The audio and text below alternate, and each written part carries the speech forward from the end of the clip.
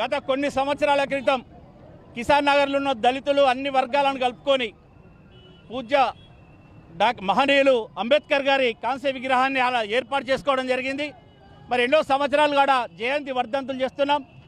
కిసాన్ నగర్ ప్రజలందరూ కూడా అన్ని వర్గాలు కూడా జయంతి కార్యక్రమంలో పాల్గొని మా అందరికి కూడా కలిసిమెలిసి ఉన్నటువంటి తరుణంలో మరి అది పెట్టిన స్థలం కూడా మున్సిపల్ ఫుట్పాత్లో స్మార్ట్ సిటీ రోడ్డుకు సంబంధించి పక్కకే ఉంది. అయినా కూడా ఒక వ్యక్తి మరి అంబేద్కర్ విగ్రహాన్ని జీర్ణించుకోలేని వ్యక్తి మరి హైకోర్టులో కేసేసి దాన్ని మరి రాత్రి అర్ధరాత్రి అధికారుల సహకారంతో పోలీసుల దౌర్జన్యంతో అంబేద్కర్ విగ్రహాన్ని దొంగతనాన అవమాన పద్ధతిలో తొలగించడం ఇది ప్రతి ఒక్క దళితులను కలిసివేస్తూ ఉన్నది.